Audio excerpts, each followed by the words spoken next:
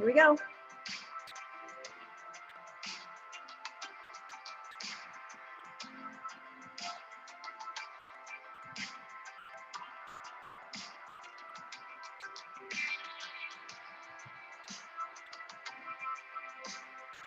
Hello, beautiful people of the world of the internet, and welcome to Race and Privilege Part 3. I'm going to play a little aspirational music as we get started and as people are gathering. I'm so excited to be here with three of the most extraordinary women I know. Women who I love their hearts, their souls, and how they have chosen to use this lifetime to make a difference. And it makes such an important mark on the world to know that there are people around who have decided that their personal good is not as important as the greater good. And it makes me proud and happy and honored to know each of these women and all of the people I know that work in this space. So thank you all for coming to Race and Privilege Part 3. If you've never done a live with us before, I hope you'll drop into those comments and let us know that you're here so we can greet you and we can see how you're doing. So thank you all. And welcome to Race and Privilege Part 3. Hello, everybody who's coming on live. Hello, Stacia. Hi, Georgina. Hi, Vicky. Hi, everybody else who is hopping on live with us right now. It's so exciting to be here. I want to welcome you to Part 3 of this amazing event that now we have been doing for, well, gosh, since George Floyd was murdered in May 25th of 2020. And I just want to talk about that for a second before we really dive in. It is Black History Month, which is why I asked the ladies to come back together to have another conversation. It's such an important time for us to honor Black history. And in my own personal social justice work, it is important for me that I tap on a lot of different categories, but when it comes to this topic in particular, I wanna talk to the women who know the most. I want to talk to the experts in the field. I want to really understand and have you hear from them all that is going on. So much has happened since George Floyd was murdered a while back. And before we get started, I want to take a minute to just quickly say who's with me so that we can have this conversation. So welcome. It's almost been 2 years. We were all locked down together last time when George Floyd was murdered. And we all watched for those 9 minutes while his life was taken away. And yet, has anything changed? Are we looking at a world that is any different? So in this Black History Month, I've asked Verna Myers, who is a spiritual, optimistic, energetic, inclusion strategist. She works for Netflix. She's absolutely amazing. She's an author and a dear, dear friend. And I'm so happy to have you here, Renee. And we also have with us Debby Iriving, who is a gentle warrior. She's dogged, she's determined, and she is an anti-racism activist and author. And she has so much to say that is so brilliant. And I'm so excited. Debby, thank you for being here. And then last but never least is Malia Lazu. She is my badass, ferocious activist friend. She is like, when I need to go figure out how we're going to tear down the system, Malia is the one I go to. And I am thrilled to have you all here today. My name is Susanne Goldstein. I'm the founder and CEO of my company, Dare Human. I'm a social entrepreneur, I'm a change maker, and I'm a coach. And I'm happy to have all of you here with us today. So thank you for being here. As we dig into this conversation, I want to just start off by saying in Black History Month, I'd love to honor 2 Black women who are doing exceptional things right now in the world to try to right so many wrongs. One of them is Fani Willis. She's the district attorney in Fulton County, Georgia, where Donald Trump had tried to overturn the election by having the Georgia Secretary of State, Brad Raffensperger, find, I think it was 11,421 more votes and there's a recorded phone call. And if you're not aware of what is going on with this topic, it is very important. Democracy in our country is at risk at this moment. And it is a question now of whether or not every single election that happens from now until eternity will be questioned. Anyone who loses, will they think, well, it was stolen. So we've got an amazing woman in Fannie Willis who is actually unpacking this for us. We're so grateful to her. Another woman I want to point out, another incredible Black woman, Letitia James. She's the Attorney General in New York, and she is pretty epic. And right now she is actually bringing civil lawsuits against the Trump administration for different ways that they've been doing their financing and accounting.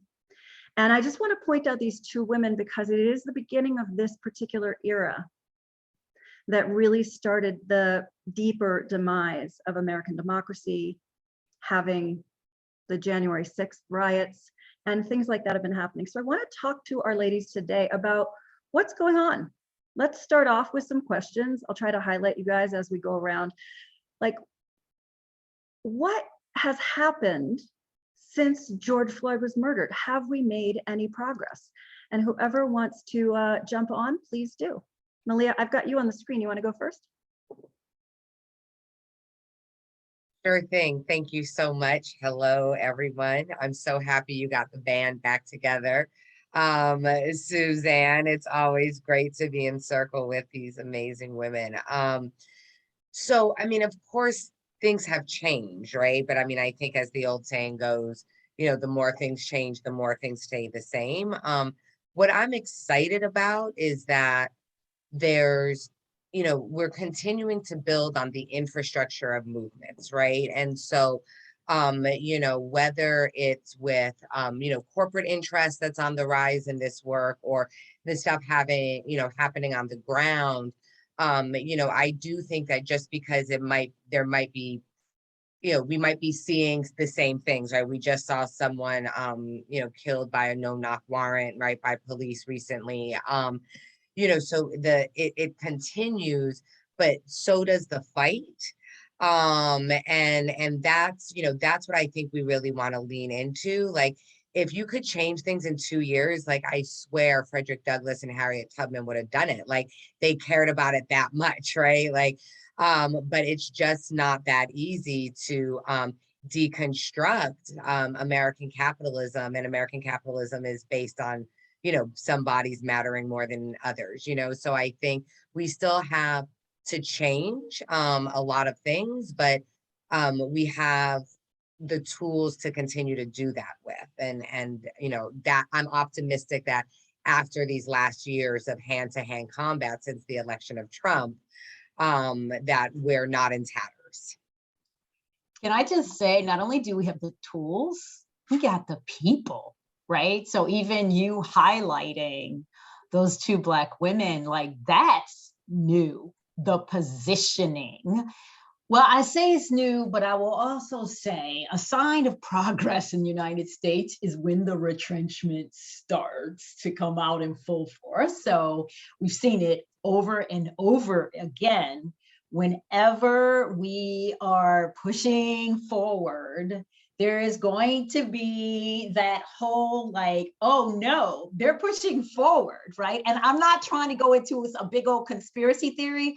All I know is that our US history, whenever we are making real truth happen and we are really sort of standing up for people who've been excluded, you just have to know that it's going to come back for people to fight and to really try to hold on to the status quo and their power and their influence. And so I think that's what we're seeing now. So it sometimes causes people to think, oh no, we're not making progress. But to me, it's a sign of progress. If you don't see all this retrenchment and all of these people come making up stuff and forgetting history and insisting on, like, creating a whole thing that's not true, like critical race theory and how they need to change all the books. Whenever you see that, that means we're making progress. And at the same time, I want to believe that some of that progress means that there are different people in different positions with more power, a little more wisdom, and they are erecting this front that I am hopeful and believing will not result in some of the historical ways in which we've had to go backwards in this country. Thank you, Renee. Debbie, any thoughts from you on where we are at this moment? Have we made any progress? Yeah, well, I think dozens of things are happening, are progressing simultaneously. And one of them is the retrenchment that Verna is talking about. A good friend of mine, and Verna knows him as Dr. Eddie Moore Jr., uses a great term. He calls it the recalibration of white supremacy.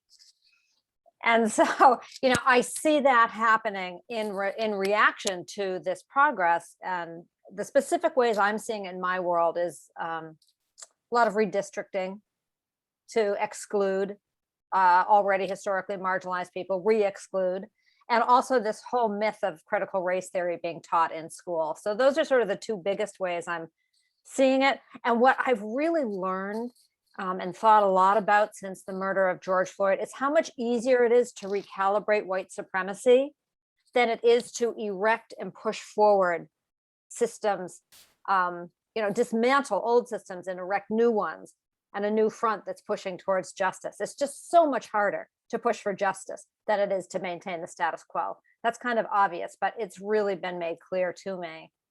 And I think, so in my personal world, as a racial justice educator who works with churches and nonprofits and corporations and colleges and universities and schools, in the 1 year after George Floyd's murder, I think I did something like 96 engagements in a year. That's compared to about 50 usually. There was just this gargantuan thirst. And not only were there more people calling people like me to come in and help them do this work because they had called themselves anti-racist, and now what do we do about that? We have to become anti-racist. But at each engagement, more people showed up. So there was a thirst that I have seen drop off dramatically. And I think I want to put that on white people because I think that two things are going on. So white people who were like, yeah, I'm anti-racist. And I went through this phase myself once upon a time. I really thought that it would be like, I'm going to get involved. We're going to fix this thing. Because that's how most problems in my life worked out. But this isn't going to be fixed in my lifetime. And when I found that out, I'm like, well, why am I doing this? Of course, I went on to realize, well, I'm becoming more fully human simply by reclaiming my own humanity to be part of a collective humanity. But Amen. Amen. Why don't you say that again? Why don't you say okay. It was when I realized that race wasn't some kind of a cause, but it's like becoming fully human. I have to dismantle the whiteness within me in order to connect to parts of myself so that I connect more deeply with all of you. And I think there are a bunch of white people who hit that wall of, oh, this is harder than I thought, and dropped out. And yet the good news is the ones that stuck there and that early work that some of the organizations, all of the organizations I worked with, they have something new in place. They have new understanding. They've just built capacity in their organizations. So I think that's the really good news. And I think, you know, for white people, some clients of mine were saying, oh, we had these book groups and they met like ferociously for 11 months and now they're just not showing up. And I said, stop reading books about racism. Just get together and like have conversations. I gave one group a prompt. I said, spend the time asking each other, what are 3 values from your childhood that you hold dear? How'd you learn them? What do they look like today? And that just kind of pivoted them and got them deeper in relationship with one another. And so where are we? We're figuring out as white, though, in the white piece of this work, at least for white, well-intentioned people who want to be a part of the work, we're figuring out how to be in relationship, what that means, and how to make it sustainable. Thank you. I love that. Can I just jump in and say, you know, I think Debbie, what you're pointing out is the importance of white people understanding their whiteness, and understanding how it shows up. So like a prompt that I would love to give white people is like, talk about why you have to move for good schools, right? Because that actually gets your values then in, your individual values and your human values in check, right? Because it's such an easy excuse to keep us segregated because, you want good schools for your children, right? So, I think for white folks really asking, what am I willing to get engaged with so that resources can flow, and not in a dear, nice white parents or whatever that podcast was, right? But in a way that that shifts assets and power so that decisions can be made, right? Differently, rather than, as you said, being able to give it up, right? Being able to be like, okay, I tried this, I'm feeling uncomfortable, I'm going to walk away to my house with the good schools and the good hospitals, and and just feel horrible about racism when every day with my, with my choices, I support it. Can I add another possibility too? So thank you for saying that. And I think Deb mentioned it. It's so hard to create a new vision for what things should be when we've been in this forever. We've all been dyed in this concept of white supremacy, male supremacy, heterosexual supremacy, you name it. And so the real hard work is to reimagine. So that's the thing that I keep challenging myself with, because I realize like I have limits on my ideas of what's possible.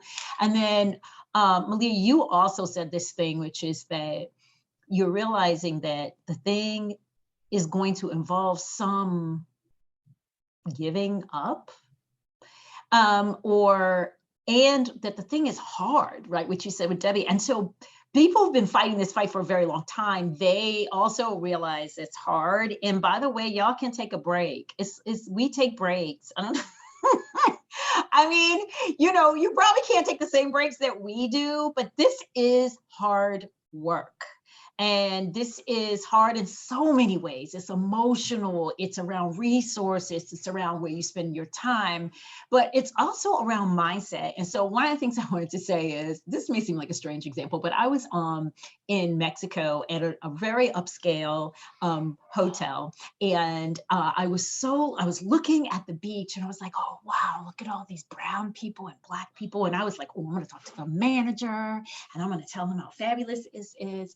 And then it kind of dawned on me, there are two types of people. I'm usually not that simplistic, but I was like, there are two types of people sitting here. Some that are saying, wow, I'm in a diverse situation and we are feeling good. And maybe there's some equity happening somewhere and someone has thought about how they market this and whatever. And then there are a whole bunch of people who are going, we're not going to be staying at this hotel anymore. There's really too many brown and black people. And not saying it to themselves out loud, but really undervaluing spaces that are diverse and overvaluing spaces that are white and are straight. And we're like, oh my God, we've got all these people. We must reinvest and get a more expensive, exclusive environment. And it was so sad and painful because the same thing that gives me joy scares other people and makes them feel that they aren't living the life that they should be. So I just wanted to share that. Wow. Thank you, Verna. You guys just go straight to it, and that's what I love about you. It's just super powerful. I will tell you from my experience here online, and I want to also greet all the people that are here, Jennifer, Sean, Lori.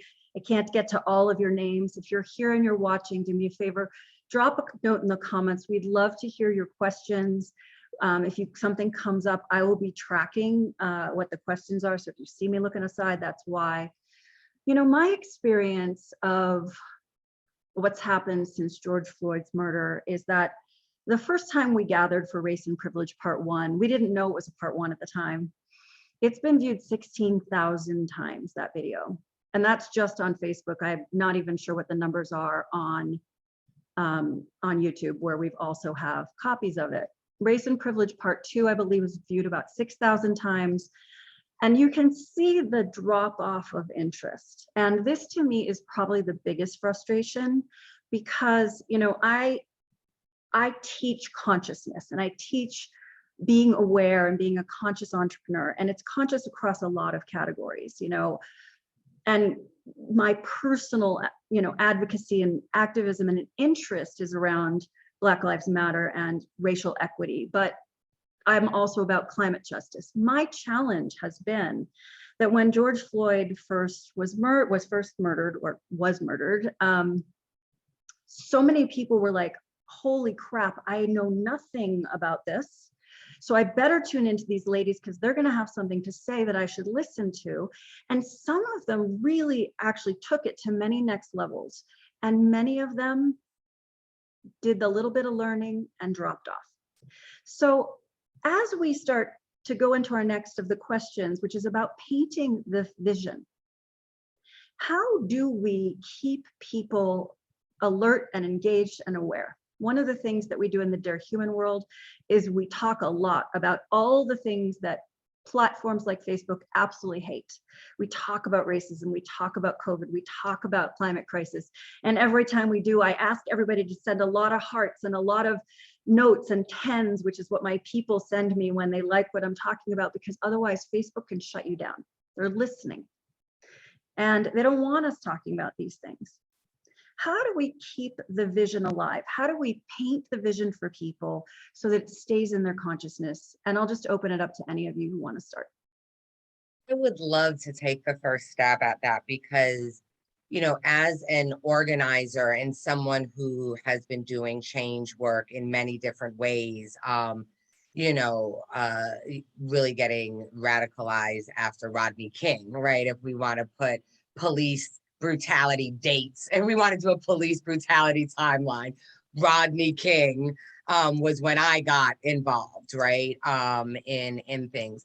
But this idea that everyone's going to be a part and stay is just, it's deserving of the work. Like, it's just, it's a lie, right? Like, it's unrealistic. It's never going to happen. And I think that it's giving people way too much credit, and it's not what we've ever needed, right? So, you know, when we think about the things that we talk about, the things that have stood up to the test of time, right? The Underground Railroad, like, a whole lot of people couldn't know about that, right? Like, that couldn't blow up, right? Like, you know, I mean, Susanne, you know, I like to joke around and say Jesus only had 12 disciples, but in many ways it's true, right? Like, this idea that it is, as Verna said, it is tiring to keep this in your consciousness. And that's why, you know, and Trotsky had an answer for that, right? It's all going to burn and then we'll rebuild. You know, you want to get people interested in rebuilding, right? Like,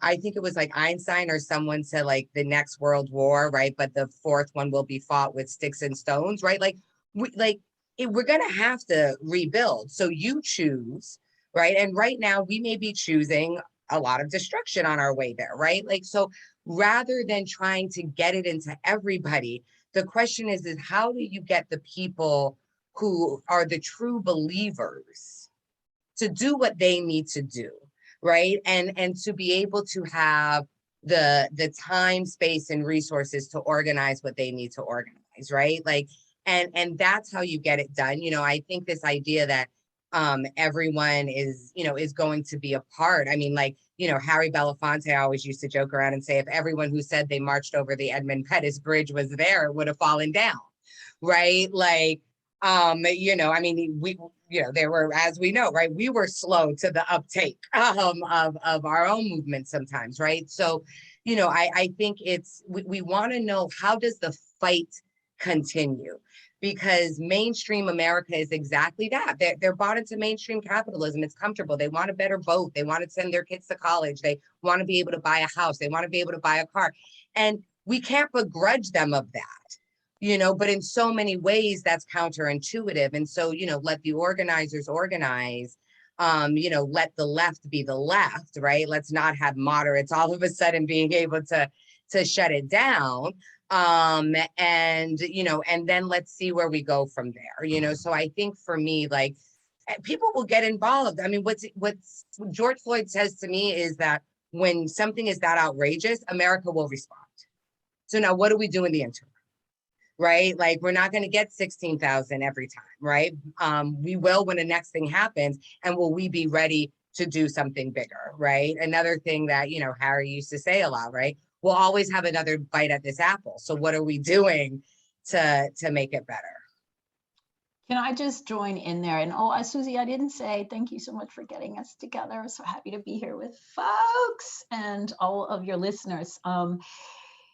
I'm wondering what Debbie thinks about this, because there is a portion, like if I'm just talking about white folks, and I'm not just talking about white folks as far as people who are like putting it down, putting the shovel down for a minute.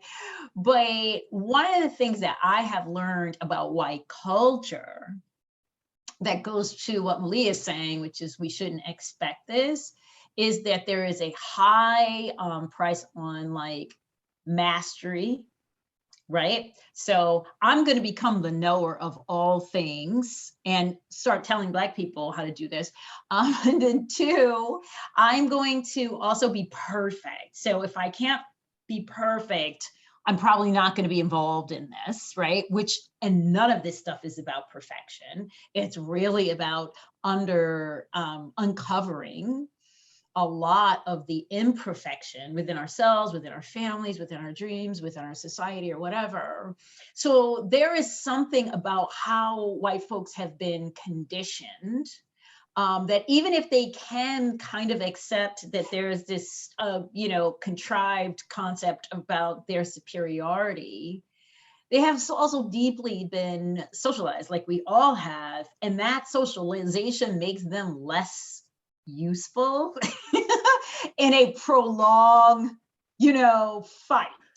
So, and also just the privilege. I mean, if I think about it with regard to my heterosexism or my lack of disability, or, trying to understand some of the other exclusions that people face, I've heard myself say, really? Is there still more? Do I have to still do it? Or do I want to run up in this conversation and be wrong? Like I've heard my own self do that now, because I have the socialization I have and the things that I have been taught over and over and over again by my community, which is like, you don't really have value if you're not helping your own folks in your own community and keeping things. So I have some built-in messages that help me push through.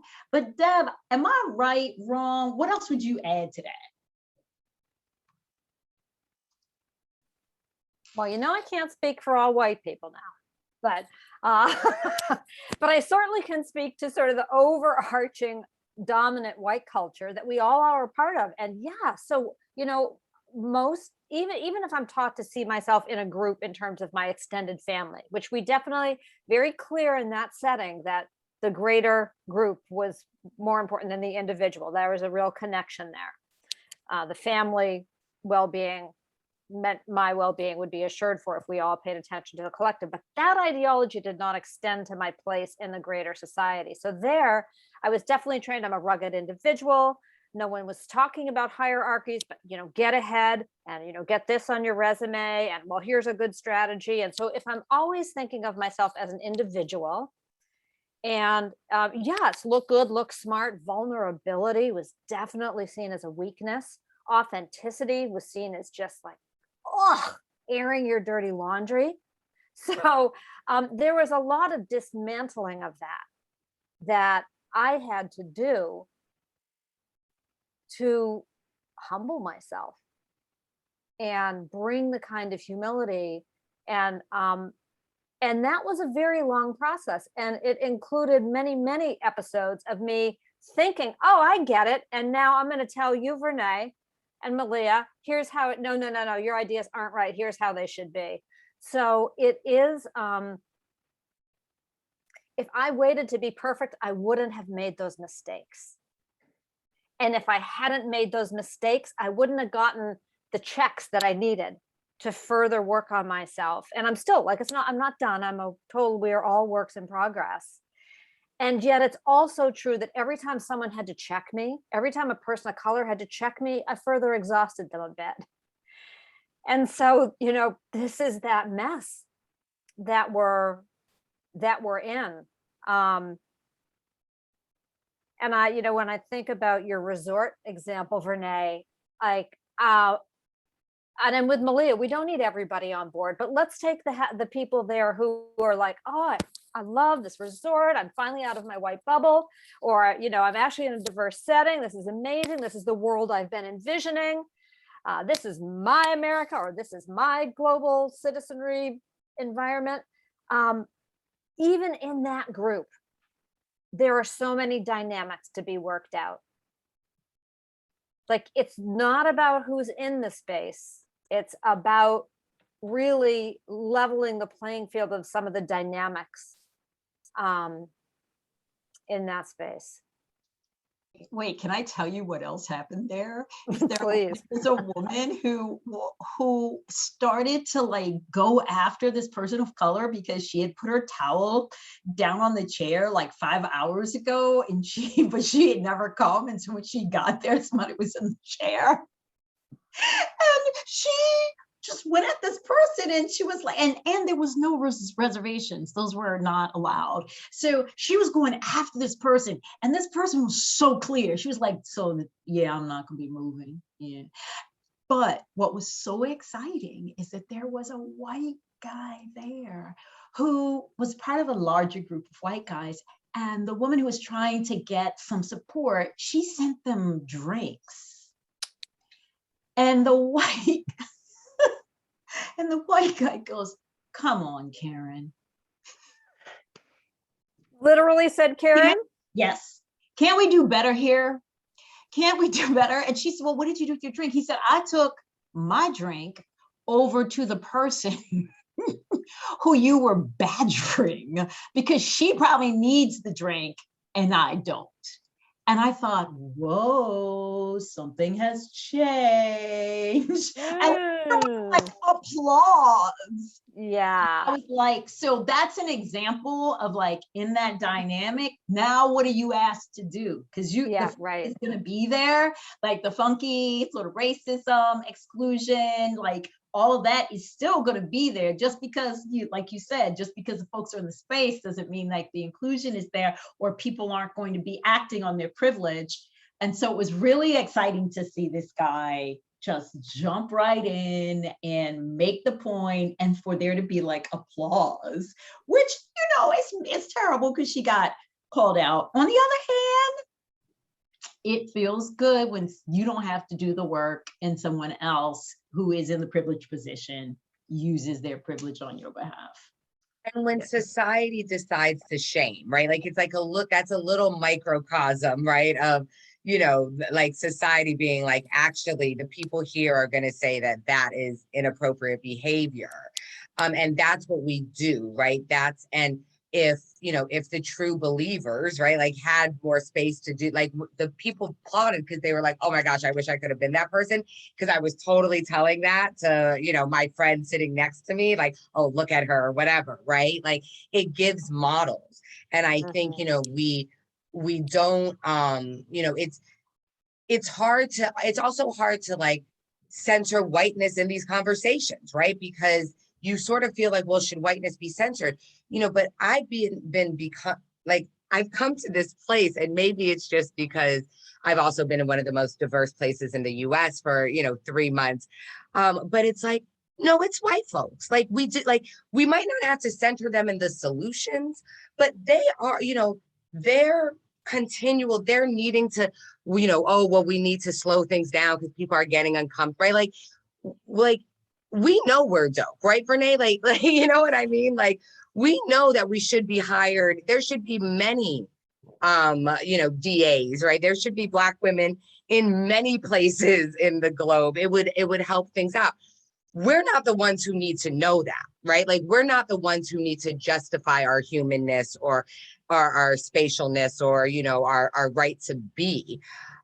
where we're not the ones challenging it as a whole, right? As a whole, you know, and so it's so interesting. And like, how do we, so, you know, I guess what I'm saying is, you know, I feel like we do need to, you know, include and maybe even censor, like not us, because we get exhausted, as you said, Debbie, right? Like, but how do white folks really say like, oh shoot, like, you know, like there's a problem here that is about us and how we feel about the world.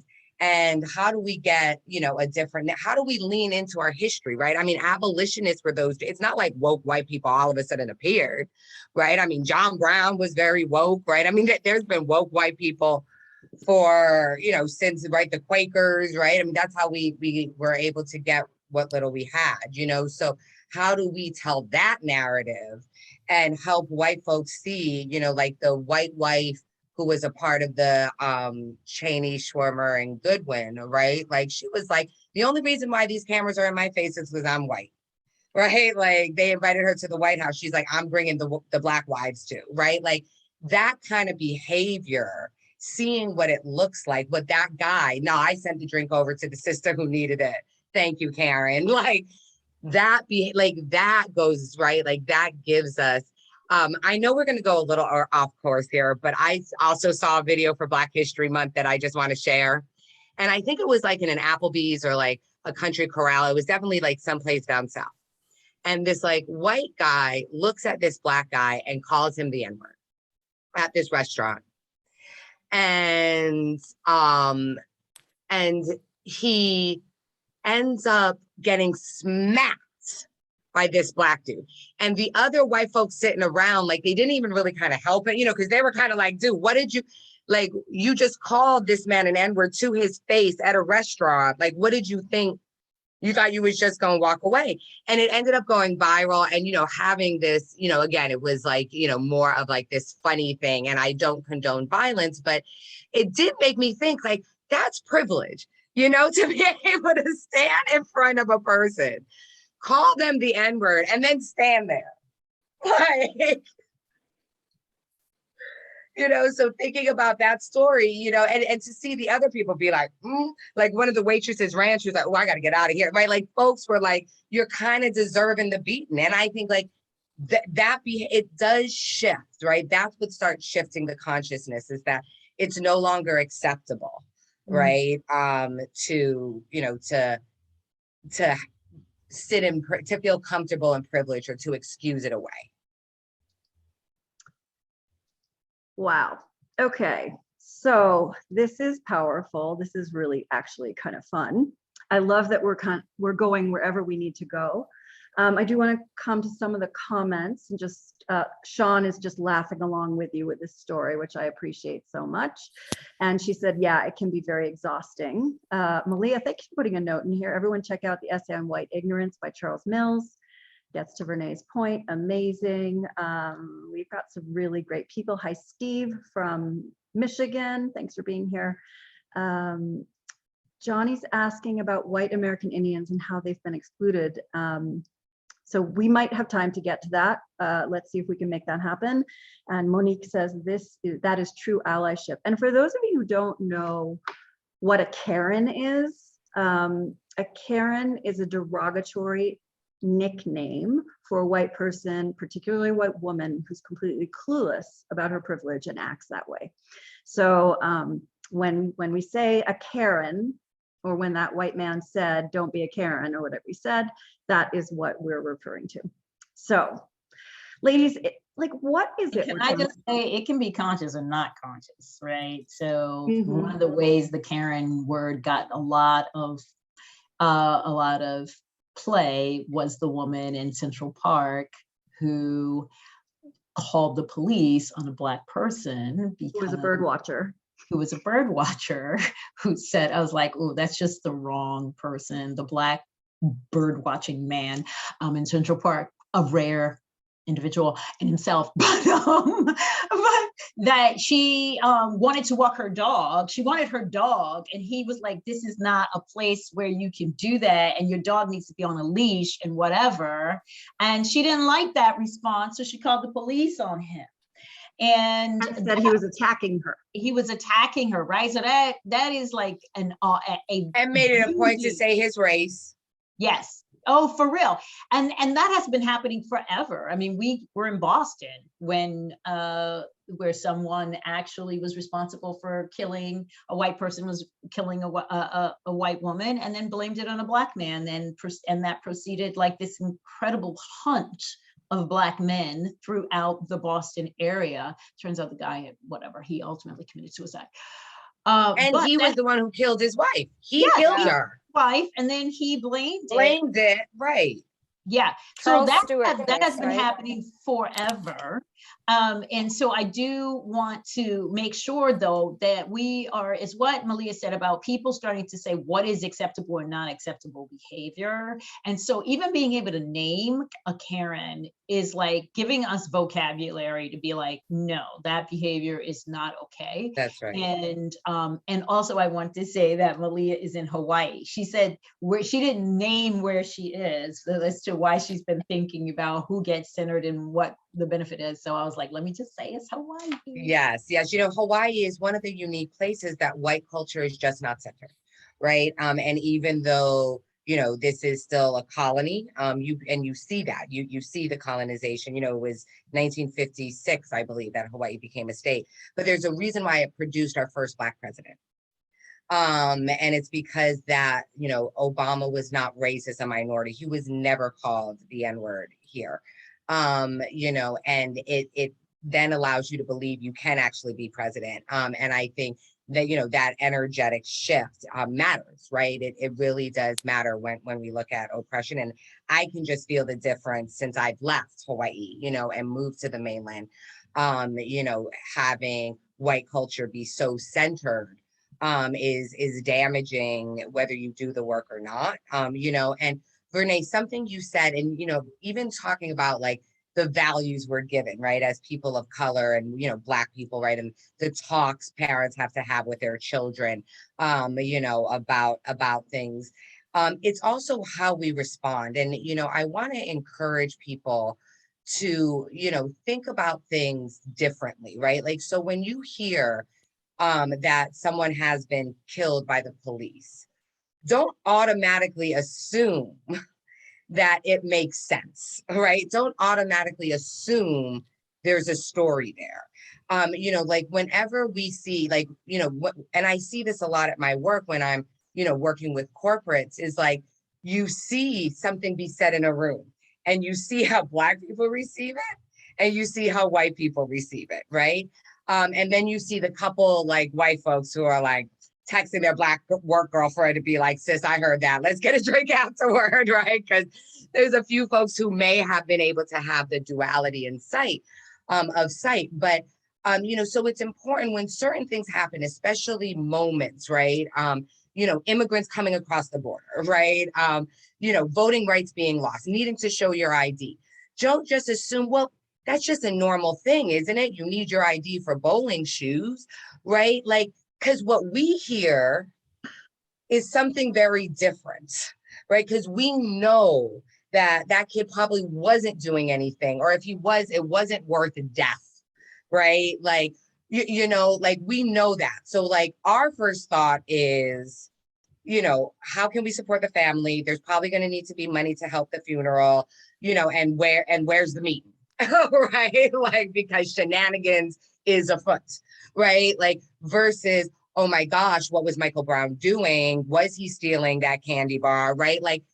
And so that's Verna, as you were talking, like that's another thing that it made me think of, is like that shift in consciousness of not asking what did they do, but really asking, you know, what is the power dynamic here?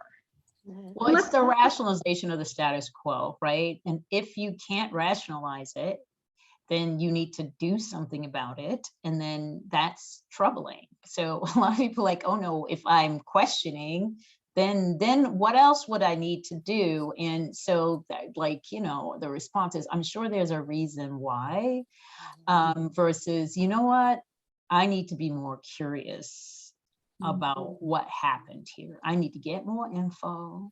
I need to keep my judgment open, you know, that kind of thing versus, yeah, well, you know, she was, you know, it's like with women. Well, she was probably in the wrong place. I wonder what dress she had on, you know, the kind of stuff that people use to rationalize violence and oppression. Well, and the thing is, we make these assumptions right away because sometimes it's really hard to stomach that someone would do something so wrong. Good people can't imagine someone would do something so horrible. Therefore, the person who was attacked or hurt or killed must have done something deserving. And I think this is white centering, right? And so I would love to open this up a little bit because I do want us to get to what is it we're looking to build. And I want to double click a little bit on this white centering thing. And I would love for you to each take a second and help our audience understand what white centering even looks like. For those people who are listening, and there are quite a few Black folks on the call, but for those people who are white and have never even considered that the world that they live in is completely white. You know, people say to me, what's white culture? And I'm like, look around you, everything you see is white culture, unless you happen to be in some of the pockets of the world that, or the pockets of the US particularly, that are not.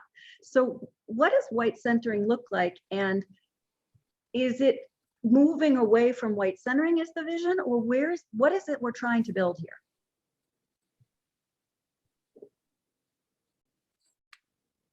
I'm happy to talk about white culture and white centering. So, and it ties to some of what we've been talking about here, and that is that, so there's a wonderful old book by Joe Fagan called The White Racial Frame. And it's about how when you're a white person and you look at the world through your white lens, it is not the way people of color are looking at the world. And just to know that, because I'm going to name some cornerstones of white culture. And what's important for us white people is when we adhere to the norms of white culture, we get highly rewarded. So don't rock the boat, you know, avoid conflict. If you don't have anything nice to say, don't say anything at all. Or even if you're not, there may be some class implications to that part of white culture. If you're from a culture that kind of white culture that kind of dukes it all out. I have some Italian friends who, you know, their voice goes loud and they you know, they go right through a fight and out the other side. They don't stuff it down like my waspy family does. In either case, I can get away with that as a white person. A Black or brown person having a big public fight will not go well. Mm-hmm. So time is a huge construct of white culture, that we're supposed to be productive and efficient and punctual. And so say we're at a meeting and there's an agenda. Well, we're going to stick to that agenda come hell or high water. And that squeezes out all of the room for humanity, for an organic moment, for someone to say, hey, you know, I noticed that Verna was trying to say something and we've talked over her twice. I'd just love to make room for her to be able to talk. So that would require both that I'm able to engage. I might rock the boat a little bit, and I'm going to change the time structure here. I'm paying more attention to a fellow human being than I am to the agenda. Those are just two examples. I have found 40 ways personally that whiteness lives in me. So these are ways that were not only normalized, but valued for me. And so we were talking about Karen, also sometimes called Becky. I recently learned another term called Allison. You all heard of Allison? No. So Allison is in the organization, white woman in the organization who's signed up for the diversity committee. She is gung-ho, and the ally, Allison, is spelled Alllyson, like Allison. But she comes, and I am totally possibly going to be an Allison at any moment, you know, because I'm just bringing my white culture everywhere I go. I'm not necessarily tuned in. I might not hear it the way Malia and Verna would. And so my response will be different. I won't read the room. And so I think to not be an Allison, to work away from being an Allison, I need to always know what my growing edge is. Like you need to talk less and listen more. You need to physically look around the room and read the room more. You need to learn about Latinx culture more. You need to, so I always need to be looking for my growing edges. Love it. When I think about that vision, thank you, Deb. That's just so powerful and so specific. When I think about what we want it to be, it's not that white culture is all bad. It's not. It's that we over index on it. We make it central. We make it the norm, and we value it over other cultures. So that is the most important thing. It's like male culture. It's nothing. There are a lot of great things that come with males, right? But if you are only in the male world and you are only acting in that socialization, then that's going to be oppressive. And so transactional is a lot of the ways that white culture has been sort of been shaped, and it's all like Deb said, it's about efficiency. And what we're talking about is adding relational, figuring out when it might be good to be relational, when it might be good to stop the meeting, when it might be good to not give people the wicked eye when they're like 2 minutes or 3 minutes late to the meeting, and then follow that with some judgment about them being shiftless and not, valuing your time and all of that, when you're recognizing that that's a certain cultural belief about, in time is what the Black folks are thinking. In time, she was in time. Did anything not happen because she was 3 minutes late? And on the other hand, there may be days where you're like, maybe you should have gotten there a little earlier. You knew that you were going to be first on the agenda, right? So it's both of us, but the problem is it's the valuing and the perception that this is a better way to be than this, without acknowledging all the ways that that person got there 4 minutes late, but also was mentoring this person who was crying or trying to help this person, and not valuing time and efficiency over relationships. Or that right? they didn't go and pee before the meeting, so they're going to be miserable at the meeting. And the person of color went to pee so they could be present at the meeting. And, because you're so right. I'm sorry, Renee, I'm amening you, girl. You're taking me to church. No, but that is another example. And then the individualism, ain't nothing wrong with looking out for yourself, but not an exclusion to the impact you're having on a larger community, right? It's nothing wrong with knowing things, except when you were trying to be the knower of all things, then that's a different situation, right? And so a lot of this is how, when you talk about centering and how you're thinking about a different world, it's about not deciding that one culture's way of being is the right and only way. Their sense of what's beautiful, right? When you think about that, what's beautiful. Oh, I'll give you an example of centering. Someone sent me a picture of a baby in utero. Now, I want you to think, have you ever seen in one of those medical pictures a brown baby in utero? That's like a perfect example, because we've seen thousands of them. And why is the fetus always white? Yep. Yep. I'm sorry, can I just jump in there? Because I think, we also need to recognize that these values are being protected violently. Right? Like they're not only subtle, right? Like there's the subtle things that we're talking about, which are so, so important. But we talked about that situation in Central Park. That used to be a Black community. And before that, it was an Indigenous people community, right? That was raised to put Central Park in. So it's, it's also recognizing that the intersection of race and capitalism and business as usual, right? It needs to be decoupled as I think about, what is this vision? And I think King laying out the beloved community, is a great start. It's where I would start, right? When trying to think of the foundation. But what part of that looks like is the valuing, absolutely. And then the decoupling of violence from the protection of whiteness, right? So That's really where like the policies, right, where how you live, right, that comes into that. And I know that we might not have time to really focus in on indigenous people, but the people who were enslaved and the indigenous people share a history in being part of the original sin that established American capitalism, right? Free labor, free land, and free resources.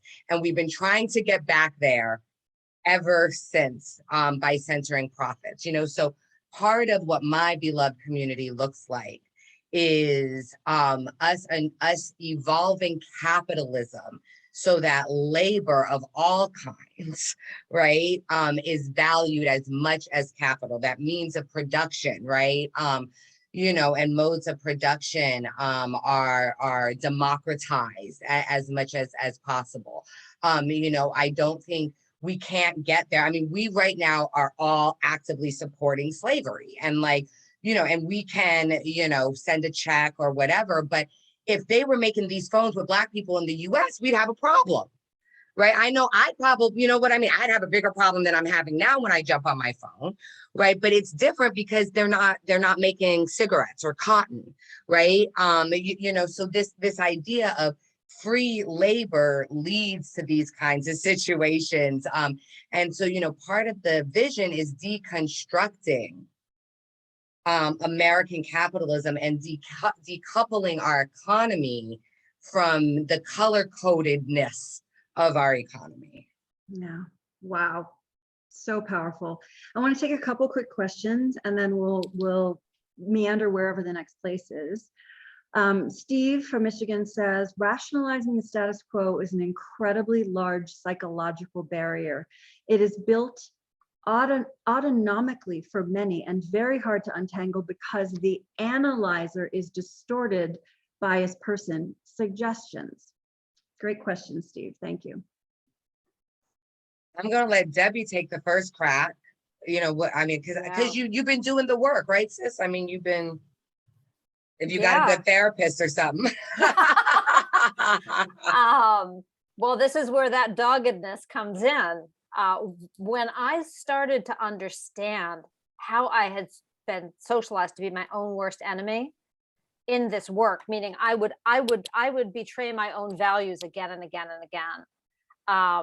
I set out to try to change that. And, for people who meditate, and I actually meditate in a very small way compared to people I know, but I do some meditation.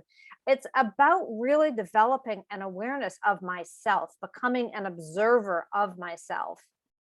And it's also, there's so much material written out there that when I read about typical white behaviors, I see myself. And so it's not like I'm starting from scratch. I get to actually say, oh, that's why I do this thing. Well, yuck, I don't want to do that thing anymore. And, when Renee was talking about, there are lots of traits of white culture that are great. Like, I like to know how to be on time when I have to be. I like to know how to be emotionally restrained when I have to be.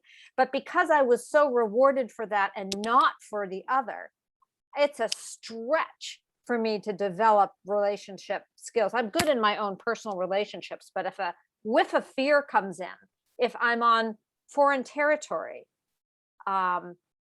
that's where I start to fall back on my defaults. So to break out of my own belief system that can entrap me, the hall of mirrors, it's about, this is another reason, Steve, being in community is so important, because we, even groups of white people, once we get trained, can hold the mirror up for each other and say, I think what you just did, let's take a look at that thing. Well, I think, and that's awesome. And I also think that what Steve is pointing out is this thing is like psychological, and it's like a human problem put on top of that, the capitalism, the sexism, the racism, you just like making it harder and harder for people to break out and to see themselves and to be conscious. But I agree with you, Debbie, that ability to see more of yourself, but also to be kind to yourself, right? Because if what happens when you see yourself is that you go into, just damning yourself, right? You lose the energy that you need to make some of those adjustments. And so it's, and I feel like that's true for all of us. It's just in different places. And I think also like a big trick is just to stay curious. A big trick for me is if I think I know, I probably don't. And that is definitely not white centering, because white people are like, if I don't know the answer, I'm going to make one up and I'm going to assume it's true until someone proves to me it's false. Right. And so you're in ignorance for a really long I'm going to make it true. Yeah, I mean, that's what's amazing. When you have power, you don't have to believe it till it's proven false, as we've seen. You can know it's false and continue to operate in the world, right? I think that those becoming an observer, absolutely. I think for myself, like I had to do something similar, but the opposite in finding my own humanity, right? So when I look at what helped me undo the conversation that I wasn't beautiful, that I needed to, or I was because I was light skinned, right there, and we can get into a whole colorism conversation on another day, but my hair should be straight, right? I should look like this and this. I should be doing this and this, in order to be accepted. Like I had to deconstruct that stuff, right? To know that I am whole, right? And I think that white folks are doing that, like it's not healthy, right? Like there's a reason why white violence comes out the way it does. And I know we play that game. Y'all might too, right? Was he black or white? Right? Was he from Florida or Ohio? Right? Like it becomes a joke because there's certain violence, right, that white folks just show up and do. And that's the societal reaction to the pain of needing to be an oppressor, right? And so I think what also helps is like for me, now I was on the other side, but I had to say, like, I can't do this work. I can't do the hand-to-hand combat that I do with white supremacy every day and not have a place where I can be human and I can have my humanity reinforced, and not just with my girlfriends and not just, with my crew being like, yeah, that's some bullshit, girl, forget it. Let me get you a drink. And so I do therapy, and I actually chose a white therapist who does white ally work because I needed to have that conversation. I wanted to have that conversation with a white woman, right? I needed that space. I also do ritual work with a shaman of color who, does, I'm Puerto Rican. There's, some Latino elements to the ritual that he does, along with African elements, being a Afro-Puerto Rican. I find myself in that, and that also helps me find my humanity. I think we downplay ritual so much, but because when you find your humanity, the white supremacy lenses, they do start to lessen, right? Because as Debbie was saying, like it was her humanity. And I think we're all, Verna said, we're all doing the same thing, where it's just opposite ends of the spectrum. Well, that's why I love bringing the three of you together so much, because you do the work in very different ways. And I think it's beautiful that we get the different perspectives, because there is no one solution, right? This is going to be like, how do we tweak the valves and the pipettes and the beakers and, to reconstruct. And I think the hardest thing as a white person is just this idea that I worked really hard for everything I have. And if I have to admit that I had some privilege, I had a tailwind, it means that I actually wasn't working as hard as I thought I was, because I got an advantage. And that's a really hard one for white people to reckon.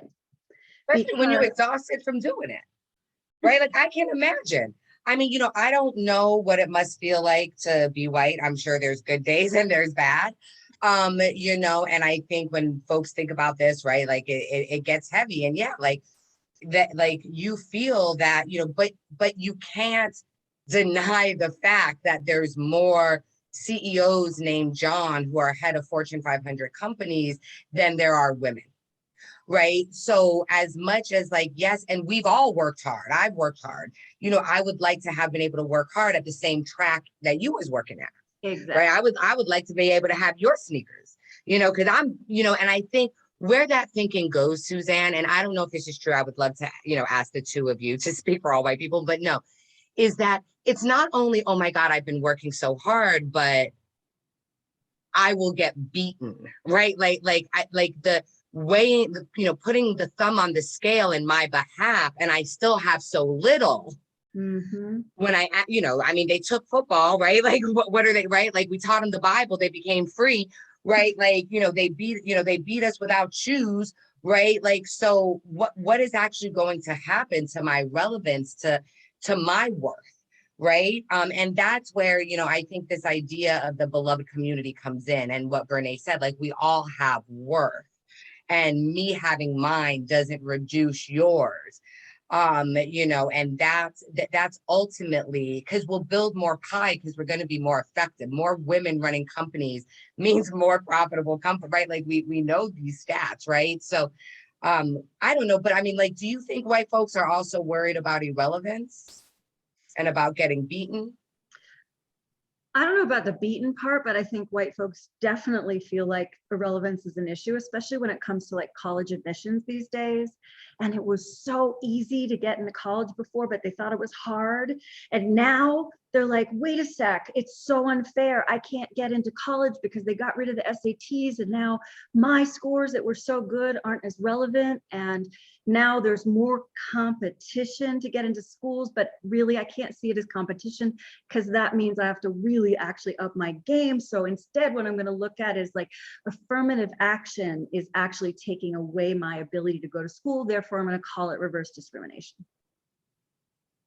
And I think that's a piece of garbage. Oop, Debbie, you're mute. This is what Verna was saying. It can be hard to think beyond what we know. And what we know is hierarchy. And so when we think about racial change and irrelevance, I think there's a fear, well, we're going to keep all the same structures, but just move different people around. And I don't think that's what we're talking about. I'm just going to insert this great line from Adrienne Marie Brown, you know, who's a science fiction writer, she says something like this. I'm going to paraphrase it. When it comes to racial justice, it's like we're talking about science fiction, because we're creating a world that does not yet exist. And so you know, when I think of the world we're trying to create, no one's irrelevant.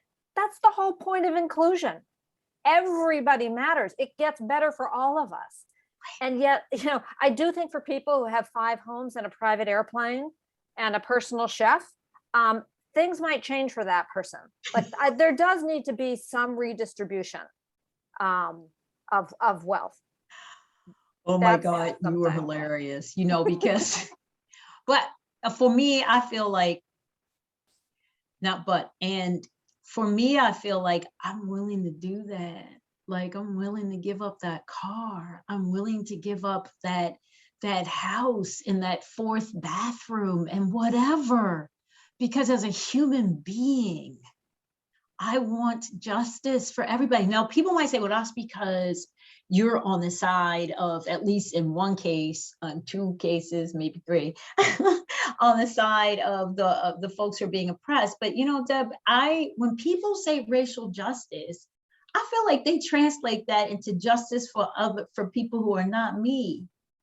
But what we're talking about is racial justice, you know? And here's the thing. What happens is, it's always a bummer.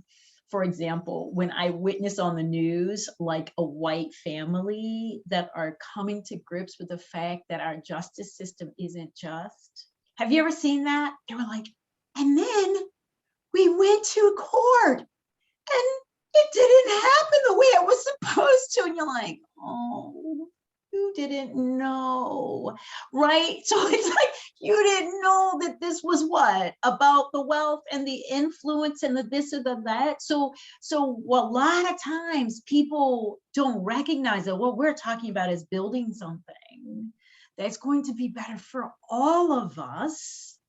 That, like Malia said, there's going to be a bigger pie. Like Deb said, you're going to get to be more of your human self. When we see the violence that we see, and we see that hate, all that hate kind of crime that we've been seeing, those are people who have never been given the opportunity to feel, to heal, to be, to recognize the ways in which oppression has really hurt them, and to try to actually heal from that, because all of us have some real serious healing to do around racial injustice on every side. It's the same thing with men, right? It's the same with men. You tell men all day long they can't have emotions, and then you wonder why they act a fool sometimes. But why you have the manosphere, right? Why the incel movement is a very popular movement. This is because we are not seeing the humanity in each of us, and we have shaped this world that doesn't really allow for human beings, no matter what little packaging they come in or what kind of positioning they got here in. And so one of the things I think, Susanne, when people are talking about relevance and fear and scare, like, I totally get it. I totally understand why they would, because there has never been true competition. That's right. There has never been competition. And I think I hear this a lot right now from people across categories, like, oh, India and China are able to develop their economies by making pollution. Why should I have to, not use plastic baggies, right? And China and India are saying y'all polluted the thing, and now that we're growing, y'all trying to stop us when y'all use coal for years. I mean, exactly. So, these receipts are on your watch, not ours, these current ones. Right. And so there's so much false equivalency going on. And I think that this is, it's a real problem, because until you start to see the seat that you're actually sitting in, not the one where you're comparing yourself to all of the people who are just like you, I'm going to say some things. I piss a lot of people off online, and I'm just going to say one of them right now. One of the things I see in the online community of coaching and personal growth is a replication of the masculine paradigm hierarchies of the 19th and 20th centuries, where we're replacing a few men at the top with a few women at the top. And it is probably the thing I scream loudest here online, is that this is not how we change the world by putting wealth in the hands of women. Putting wealth in the hands of women is fantastic if we're actually looking at putting wealth in the hands of women across the board, not down the chain, but across the board.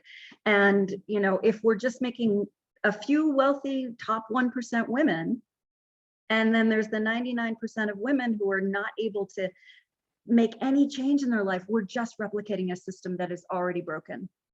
That includes white women, Susanne, right? Like, when we talk about equity, and I want to be clear, right? Like, I don't want, we're not building towards, the middle-class, middle-aged, white man, right? Who's been being underpaid, right? I mean, like labor is undervalued, period, right? Now we're the floor, right? We were the free labor, and then other people, got a little bit more than that, right? But at the end of the day, $15 an hour is still $15 an hour, and it's inadequate.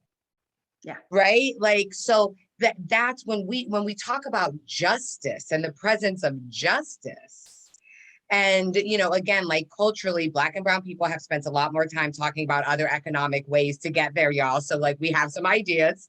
But when we talk about justice, we're not saying, oh, I want to be able to equally die of coal mining lung like my Appalachian white brothers and sisters. We're saying that they need to get some, and these coal mining, the coal people who own the coal need to repair that relationship. The government needs to repair the relationship for slavery. And that's why we're redistributing wealth, because it used to be in other hands. Yeah. And where we caused it to not be, we will repair, right? Like, so I think it's so important for us to recognize that there's 1%, and then there's the top 10, of 1%. To be in the top 2%, you need to make $200,000 a year. That means 98% of America. That's a lot of white folks in that number now. 98% of Americans do not make $200,000 a year, right? I'm not trying to be equal to the Karen that's making $75,000 a year. I want us all to have a better holiday, right? A little better vacation, right? So I think we lose that because of this, because white paradigm is so us versus them. When we brought Kwanzaa, and which I see as like an African American thing, right? Like that was us. Okay, we here now. What's our thing that we do, right? It was these values that were about building community and sharing, and it might be a blessing that comes out of oppression that you have to center those things, but you think of Kuju Shakalia or Ubuntu, right? You are, so I am, right? This connectivity that allows us to, we don't want anyone to go, right? Like we don't want anyone to go hungry, and when we brought a group of Black and brown, at-risk youth, excluded youth, we brought them to Appalachia, and a few of them got mad. And they were like, Miss Malia, you lied to us. And I said, what are you talking about? Like, we've never lied to you. And they said, well, you said if we worked hard, we will make it. But look how George Bush does his own people. Because to them, there were no poor whites, right? Like they had a couple of whites maybe in the hood and M&M here and there, right? Like, but for the most part, their view of white was these power structures of these suburban middle-class white folks, right? So to see impoverished, like one of the kids was like, dang, like we got water and cable in the D, like he was like, we doing better than some of these Appalachian folks. And it angered them, right? Because it sort of threw everything off at that point, right? Wait, this many white people got to get houses before I do? Because they're not stupid. They know how the system works, right? Like, and it broke their hearts, right? Like, so, I think it's important that these diverse values that we bring in are around this idea of everyone should be eating, right? That's what those kids were saying. Like, well, obviously they gonna feed their people. And we had to tell them, no, they haven't fed these people for hundreds of years. These are our people, right? These Appalachians, these are our folk. These were the folks who, some of them were helping us with again, getting back to the narrative. Some of these folks were helping us with the Underground Railroad, right? Some of these folks were helping indigenous people or were joining their tribes, right? I mean, folks write about how they were losing whites to indigenous tribes for years when they were trying to start America, right? Because the white folks are like, oh, damn, they share here, they help build things together, right? Like, right. So there's a value there that when we say increase the pie, it's not just because we're going to get more pie, but it's also because the pie is going to be redistributed in a way that helps all people. And I'm going to mute now because I'm sorry. That's okay. We love you exactly as you show up. We need to hear it. So I want to ask a question that Monique has, and then I have a question before we close. Monique says, what about the white women who read all the books, follow all the right social media folks, but hold on to white culture in rooms and in meetings when BIPOC need them the most? I would love, Renee, for you to take this one on. Whatever are you talking about? Yeah, it's disappointing. I'll say that.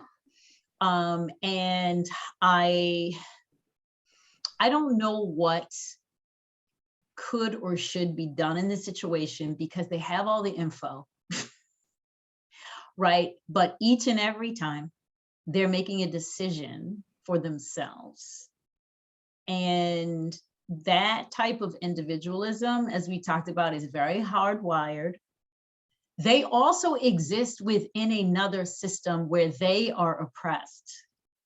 So instead of joining, like you said, with white folks and the indigenous folks, instead of being like, this is the group I need to be part of and to really work with and to be in community with, they are siding with the white male system.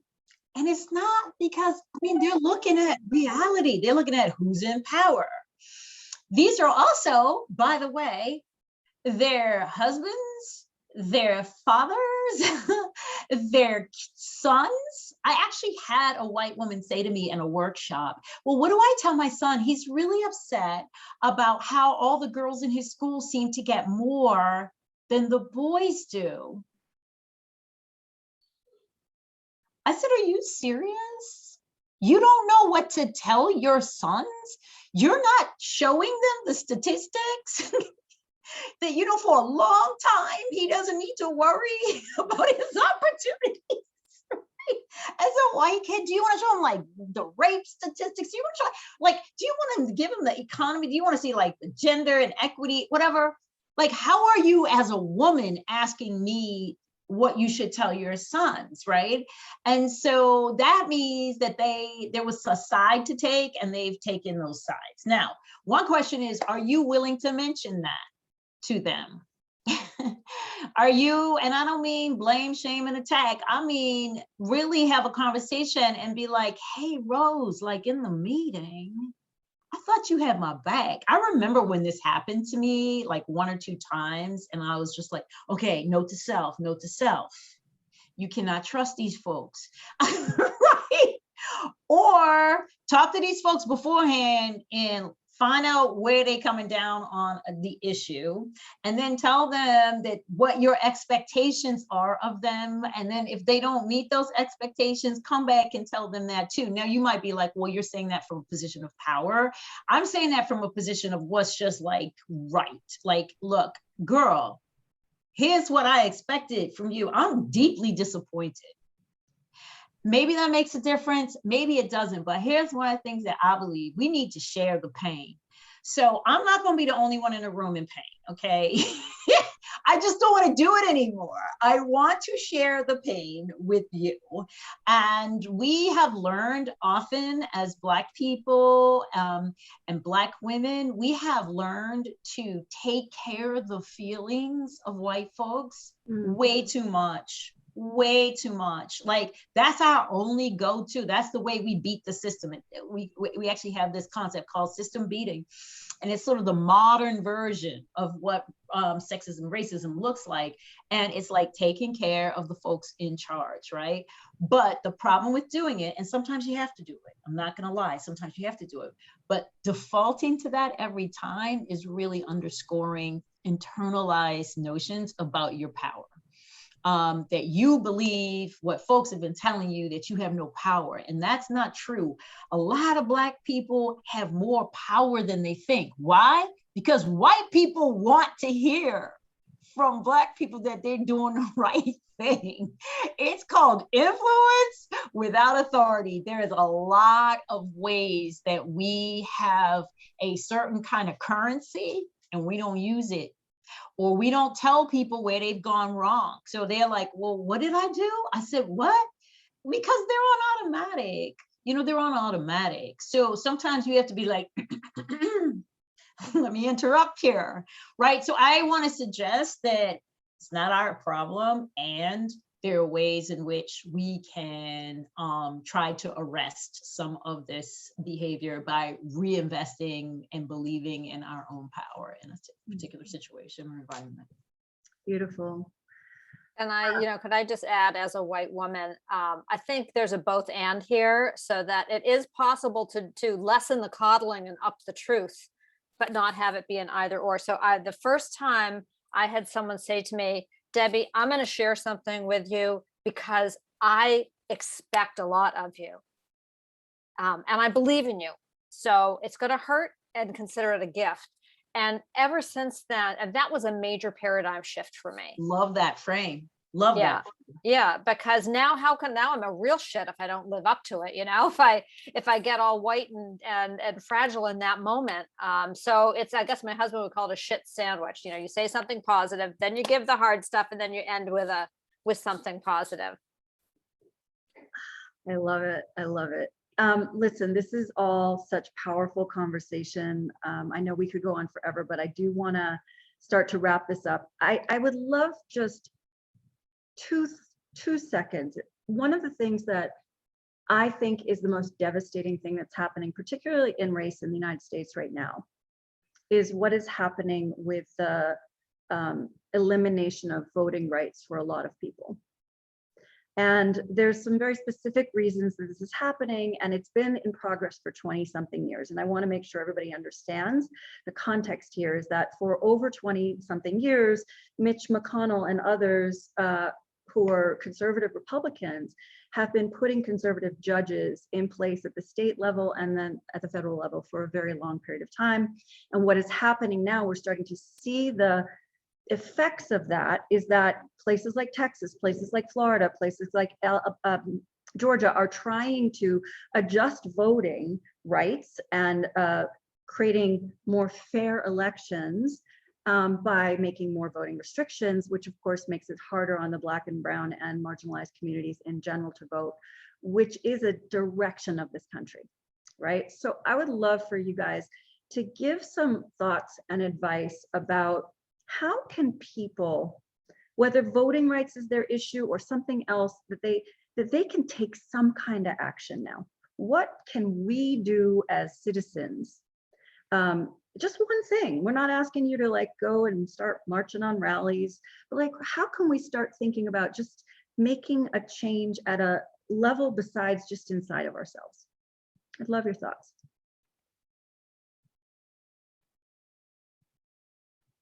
Malia's dying here. What? Okay. Verna got unmute. So Verna, please, you start. You know, it's for me, it's like the thing is so overwhelming. When you try to fix it, you're like, oh man, it's the money, it's the education, it's the jobs, it's the voting, it's the politics, right? Where do I start? I mean, like, this is just too overwhelming. Just start. Start somewhere. It could be your school district. Like Malia said, why are you running from the neighborhood you're in because you worry that your child isn't gonna, you need to make that neighborhood.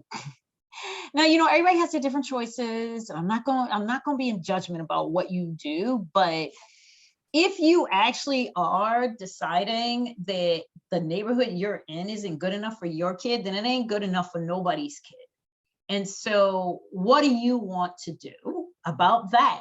What do you want to do at your church? Like, what do you want to do? I mean, there are so many avenues, and I often get overwhelmed because I'm like, do we start with food insecurity? Do we start, But you know, folks are like volunteering at food banks, and they're figuring out how to make sure that the right people get the food they need, and they're giving there are so many possibilities on the voting thing. You know, getting there, helping with the kinds of sign-on kind of campaigns, knowing who the judges are. Don't skip that part of the ballot because you don't know who these people are because you were too busy, and I understand life is busy. So there are just so many different ways to get started. I would say just get started. And I would read Verna's book, What Do I Do If I Say the Wrong Thing? Because it's a perfect way to at least engage in the conversations. And if you really want a waking up experience, I would read Debbie's book, Waking Up White, which is all about her own like 2 steps forward, 1 step backward journey of waking up to her whiteness at a certain age in her life. Beautiful, Verna. Malia, go for it. So I would love to jump in and say, what do you want to do?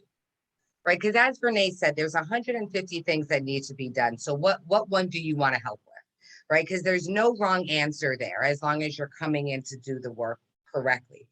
Now, if you want to talk big picture and you want to talk national politics, right? Like, and what do you do? You know, I think figuring out how to support the work, whether it's through, you know, Black Lives Matters, Color of Change, Black Futures Fund, right? The folks who are on the ground to support movement change. If you know, right now, if you want to help save our democracy, you should be boycotting stuff, right? Like we need, that's an active fight There's hand-to-hand combat happening there. So we could use soldiers there, but that might not be your thing. And because it's not, then you go and do something else. So if food is your thing and if food is your passion, then food justice is how you help on the equity fight. If the climate is, and I also want to say that the young people showed us this, right? March for Our Lives started, suburban white group, white kids affected by, gun violence. Where was the first place they went? Chicago. They went to the south side of Chicago, right? They understand that there's an intersectionality here. And if you do want a big fight and you want to fight in politics, then don't, as Verna said, vote, but you're going to have to do more than that now. Black people are about to lose their right to vote in 19 states. That's real war, right? We maybe don't come back from that, and I think it might be hard for people to understand that. But if you want to do hand-to-hand combat, then, voting and democracy is absolutely a place to go right now. But if you want to do the ongoing work, and voting rights will become back soon, right? Like, it's like, everything gets its moment, right? There's plenty of places and there's no wrong answer as long as it's being led by people of color. Love it. Debbie? I would just say nobody needs to start any new initiatives. Look, there's so much work being done, but they can use more more bodies and more resources. And along the way you learn, and you just never know where it will take you. I have a really great free that I created with Dr. Eddie Moore Jr. on my website called the 21-Day Challenge. Suzanne, I don't know if you can patch it into the live, but this is a really cool thing that everybody can do. It's a 21-day challenge. And if you do that 21-day challenge, especially with a group of friends or coworkers, you will come out the other side knowing the answer to that question. And let's not forget the workplace, because it might be the only time or the only place or the most, I don't know, leveraged place. So there's a lot of work we can do within our own companies and organizations. Absolutely. Yeah. And brava to Verna and her colleagues at Netflix, who for the first time in their history right now are 51% female. And the work that Verna and her people have been doing to make sure there's more diversity in front of the camera and behind the camera. If you turn on Netflix, what you see on the display for you looks completely different than it looked 2.5, 3 years ago. And that is Verna and her team doing exceptional work. If you're seeing what's happening in community banking, especially in the Northeast, that is Malia, and how she is making banks aware of the inequality in lending and the inequality for the access to capital. And, I encourage you to follow all of these brilliant women. And then, of course, Debby is out there fighting the good fight. Oh, and Malia's new book is coming. I forgot. Sorry. Thank you for that reminder. Malia, remind me what the name of your book is. Oh, you're on mute. So this is all between us squirrel friends here.